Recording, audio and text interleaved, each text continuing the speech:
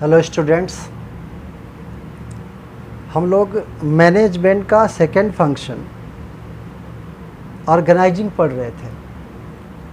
तो ऑर्गेनाइजिंग में हम लोग ऑर्गेनाइजिंग का मीनिंग पढ़ चुके हैं और ऑर्गेनाइजिंग प्रोसेस के स्टेप्स कौन कौन से वो भी पढ़ चुके हैं और ऑर्गेनाइजिंग के इम्पोर्टेंस पढ़ चुके हैं। उसका लिंक आपको डिस्क्रिप्शन में मिल जाएगा। आज हम उसी चैप्टर में, ऑर्गेनाइजिंग चैप्टर में पढ़ेंगे ऑर्गेनाइजेशन स्ट्रक्चर। किसी भी बिजनेस ऑर्गेनाइजेशन, वैसे तो ऑर्गेनाइजेशन स्ट्रक्चर केवल बिजनेस में ही नहीं और भी इंस्टीट्यूशंस का ऑर्गेनाइजेशन स्ट्रक्चर होता है, लेकिन हम जो पढ़ने जा रहे हैं वो किसी बिजनेस ऑर्गेनाइजेशन का ऑर्गेनाइजेशन स्ट्रक्चर पढ़ने जा रहे हैं। तो ये ऑर्गेनाइजेशन स्ट्रक्चर का डायग्राम है, ये बना हुआ है। लेकिन ये ऑर्गेनाइजेशन स्ट्रक्चर ज़रूरी नहीं कि हर कंपनी का, हर ऑर्गेनाइजेशन का इसी तरह हो। ऑर्गेनाइजेशन स्ट्रक्चर डिपेंड करता है कंपनी का साइज, कंपनी का नेचर ऑफ बिजनेस, उस पर डिपेंड करता है। एक आपको सिंपल सा ये ऑर्गेनाइजेशन स्ट्रक्चर का डायग्राम बनाया गया है, जिसमें बताया गया कि सबसे जो टॉप लेवल पे है वो बोर्ड ऑफ डायरेक्टर्स होते हैं। फिर उसके नीचे मैनेजिंग डायरेक्टर, तो बोर्ड ऑफ डायरेक्टर सुपीरियर हुए, मैनेजिंग डायरेक्टर आया लोअर पोस्ट पे। फिर मैनेजिंग डायरेक्टर के अंडर में production manager, purchase manager, finance manager, marketing manager, ये मिडिल लेवल मैनेजमेंट है ये, क्योंकि ये डिपार्टमेंट है अलग अलग। डिपार्टमेंटल मैनेजर है तो मिडिल लेवल। फिर प्रोडक्शन मैनेजर के अंदर फैक्ट्री मैनेजर और स्टोर मैनेजर। फैक्ट्री मैनेजर के अंडर में फोरमैन है, 1, 2 फोरमैन और भी हो सकते हैं depending on the size and nature of business. Purchase manager के अंडर में 2 हैं सबऑर्डिनेट। जो अपर पोस्ट होता है वो सुपीरियर होता है, जो लोअर पोस्ट का मैनेजर होता है वो सबऑर्डिनेट होता है। तो परचेज मैनेजर के अंडर में परचेज ऑफिसर, परचेज असिस्टेंट। फिर फाइनेंस मैनेजर है, फाइनेंस मैनेजर के अंडर में accounts manager and audit manager. Marketing manager के अंडर में sales manager and research manager. तो ये जो ऑर्गेनाइजेशन स्ट्रक्चर है ये सबके लिए कॉमन नहीं है, एक ऐसे ही बना दिया गया है कि इस तरह का ऑर्गेनाइजेशन स्ट्रक्चर होते हैं और अलग अलग कंपनी का अलग अलग होता है। तो ऑर्गेनाइजेशन स्ट्रक्चर का डायग्राम देखने के बाद हमको समझना है कि इसकी मीनिंग, इसको डिफाइन कैसे करेंगे, व्हाट इज ऑर्गेनाइजेशन स्ट्रक्चर। तो ऑर्गेनाइजेशन स्ट्रक्चर इज फ्रेमवर्क, एक फ्रेमवर्क है। इसको अगर हमें डिफाइन करना हो तो हम कह सकते हैं organisation structure is the framework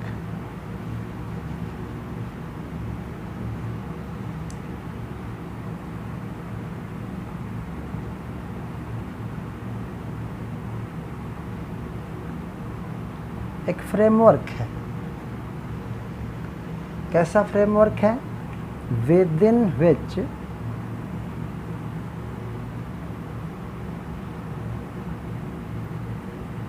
managerial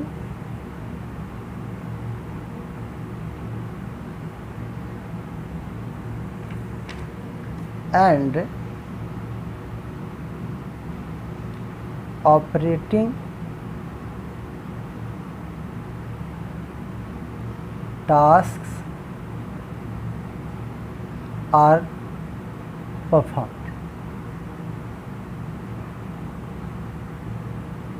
organisation structure एक फ्रेमवर्क है जिसके अंदर जितने भी मैनेजरियल टास्क हैं, जॉब हैं, टास्क लें या जॉब के हैं, या जितने भी ऑपरेटिंग जॉब्स हैं उनको परफॉर्म किया जाता है। तो ऑर्गेनाइजेशन स्ट्रक्चर क्या करता है कि रिलेशनशिप बताता है। जैसे ये बोर्ड ऑफ डायरेक्टर है, उसका मेंबर होता है मैनेजिंग डायरेक्टर। और मैनेजिंग डायरेक्टर और इनके बीच का रिलेशन, इसके बीच का रिलेशन, इनके बीच का रिलेशन, तो रिलेशन बताता है पीपल।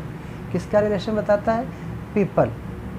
और पीपल का रिलेशन बताता है, वर्क का भी रिलेशनशिप बताता है, और रिसोर्सेज का भी रिलेशनशिप। जैसे मैनेजिंग डायरेक्टर इज सुपीरियर है, और ये चारों सबऑर्डिनेट हुए।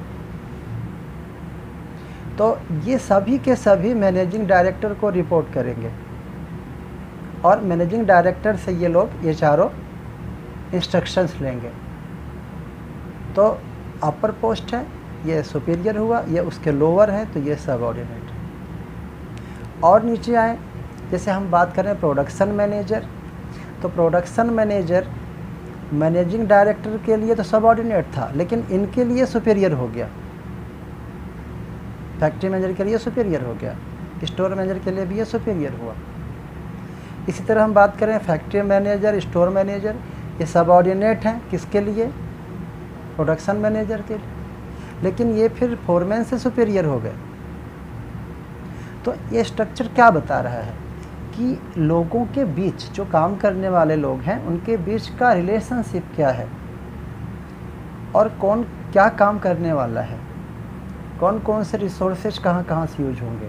और भी हम देख सकते हैं, जैसे ये परचेज मैनेजर है, ये मैनेजिंग डायरेक्टर का सबऑर्डिनेट है, लेकिन परचेज ऑफिसर और परचेज असिस्टेंट के लिए ये सुपीरियर है। इसी तरह से हम यहाँ समझ सकते हैं। तो हम जानते हैं कि जो बिजनेस है एक डायनामिक एनवायरनमेंट में ऑपरेट करता है, तो मैनेजमेंट को कंटिन्यूसली इस प्लान को, इस स्ट्रक्चर को रिव्यू करना पड़ता है। ऐसा नहीं कि स्ट्रक्चर हमने बना दिया तो हमेशा के लिए बन गया। एनवायरनमेंट चेंज होगा तो इस स्ट्रक्चर में भी चेंज करना पड़ सकता है, according to needs and change in environment. और एक अच्छा जो ऑर्गेनाइजेशन स्ट्रक्चर है वो डायनामिक होना चाहिए, जिससे कि बिजनेस एनवायरनमेंट की जो सिचुएशंस हैं, अगर चेंज है तो इसको हम चेंज कर सकें। एक राइटर रह चुके हैं Peter F Drucker. Peter F Drucker का कहना है कि organisation structure is indispensable, means indispensable है। अब किसी भी बड़े ऑर्गेनाइजेशन में सिंगल पर्सन से काम तो चलेगा नहीं, बहुत सारे लोग होंगे काम करने वाले, तभी काम चलेगा। अब छोटा बिजनेस है, एक दो लोग हैंडल करें, वहाँ स्ट्रक्चर, ऑर्गेनाइजेशन स्ट्रक्चर की ज़रूरत नहीं है। जो बड़ी बड़ी फर्म्स हैं, बड़ी बड़ी कंपनीज हैं, वहाँ ऑर्गेनाइजेशन स्ट्रक्चर इंडिस्पेंसिबल है, मीन्स कंपल्सरी है, उसके बिना काम चलेगा नहीं। एंड एक बात और बताया पीटर एफ ड्रकर ने कि रॉन्ग स्ट्रक्चर, अगर ये स्ट्रक्चर रॉन्ग है,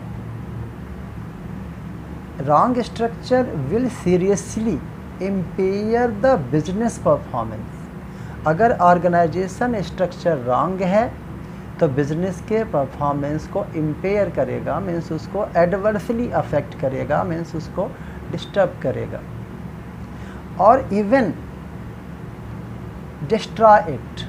अगर ऑर्गेनाइजेशन स्ट्रक्चर आपका रॉन्ग है तो बिजनेस को डिस्ट्रॉय भी कर सकता है, और अगर ऑर्गेनाइजेशन स्ट्रक्चर आपका अच्छा है तो बिजनेस को काफ़ी सक्सेस मिल सकेगी। जो भी ऑब्जेक्टिव्स हैं बिजनेस ऑर्गेनाइजेशन के, वो इजीली अचीव हो सकती हैं। इसके बाद हम देखते हैं ऑर्गेनाइजेशन स्ट्रक्चर की नीड क्या है। तो नीड तब होती है ऑर्गेनाइजेशन स्ट्रक्चर की जब बिजनेस एक सर्टेन लिमिट से ज़्यादा ग्रो कर जाता है। और ग्रो तो करना ही है, हम लोग पढ़े थे बिजनेस ऑर्गेनाइजेशन, बिजनेस का ऑब्जेक्टिव क्या है? Profit, survival, profit and growth. Grow तो हमें करना ही है। तो जब बिजनेस एक लिमिट से ज़्यादा ग्रो कर जाता है तब हमें ऑर्गेनाइजेशन स्ट्रक्चर की नीड होती है।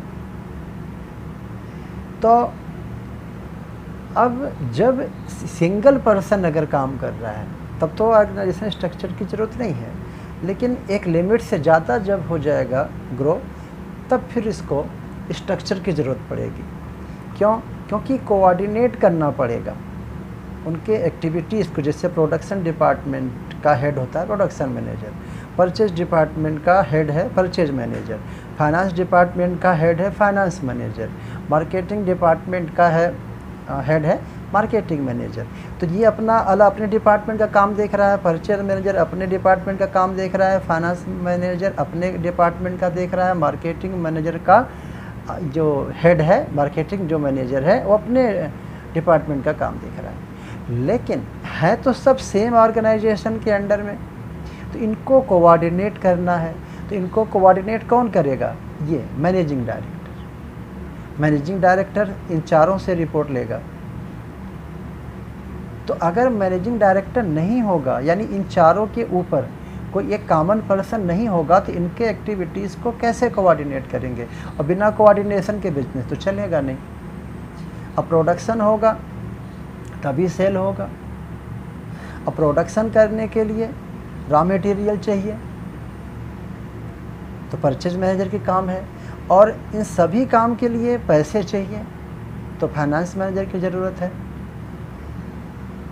तो इसलिए ऑर्गेनाइजेशन स्ट्रक्चर की ज़रूरत इसलिए है कि जो अलग अलग फंक्शंस है, अलग अलग एक्टिविटीज़ हैं, उनको कोरिलेट करने के लिए और कोऑर्डिनेट करने के लिए। और तो ऑर्गेनाइजेशन स्ट्रक्चर इसलिए हमें ज़रूरत है जिससे कि जो हमारा बिजनेस है वो स्मूथली रन कर सके। और अब हम इसका बेनिफिट जानते हैं। ऑर्गेनाइजेशन स्ट्रक्चर का हमने नीड पढ़ा, पहले मीनिंग पढ़ा, फिर नीड पढ़ा। अब बेनिफिट, इसके फ़ायदे क्या हैं? तो अगर एक प्रॉपर ऑर्गेनाइजेशन स्ट्रक्चर है तो एक बेटर कम्युनिकेशन होगा बिजनेस के ऊपर, बेटर कंट्रोल होगा बिजनेस एंटरप्राइज के जितने भी ऑपरेशंस है, जितने भी एक्टिविटीज़ हैं वो अच्छे से होगा।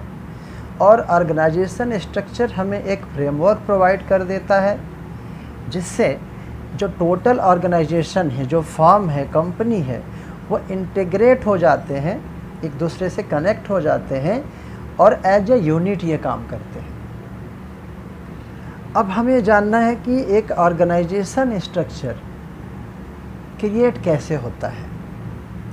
तो ऑर्गेनाइजेशन स्ट्रक्चर हम जानते हैं कि इसको क्रिएट किया जाता है, अपने आप नहीं बन जाता।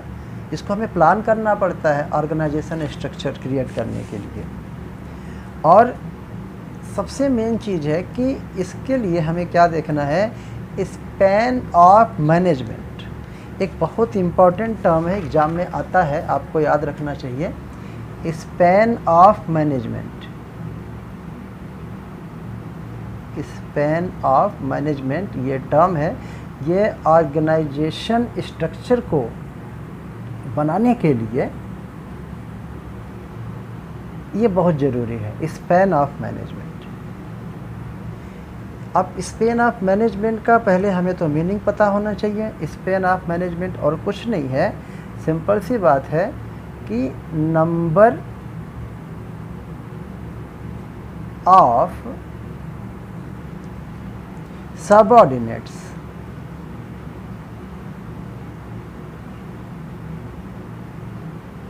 number of subordinates that can be effectively managed by a superior। तो स्पैन ऑफ मैनेजमेंट क्या है? सिंपल सी चीज़ है, नंबर ऑफ सबऑर्डिनेट्स। एक सुपीरियर के अंडर में कितने सबऑर्डिनेट्स होने चाहिए जिसको कि इफ़ेक्टिवली मैनेज किया जा सके। जैसे यहाँ हम बात करें, यहाँ पे देखें तो जैसे मैनेजिंग डायरेक्टर है, तो मैनेजिंग डायरेक्टर सुपीरियर है, ये 4 सबऑर्डिनेट्स को मैनेज कर रहा है, प्रोडक्शन मैनेजर, परचेज मैनेजर। यहाँ पे मैनेजिंग डायरेक्टर का जो स्पैन ऑफ मैनेजमेंट है 4 है। फिर प्रोडक्शन मैनेजर जो है वो 2 सबऑर्डिनेट को मैनेज कर रहा है।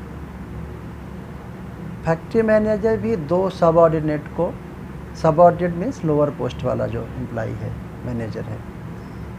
परचेज मैनेजर भी 2 सबऑर्डिनेट को मैनेज कर रहा है। फाइनेंस मैनेजर भी 2 सबऑर्डिनेट्स को मैनेज कर रहा है। मार्केटिंग मैनेजर भी 2 सबऑर्डिनेट को मैनेज कर रहा है। लेकिन मैनेजिंग डायरेक्टर 4 सबऑर्डिनेट्स को मैनेज कर रहा है।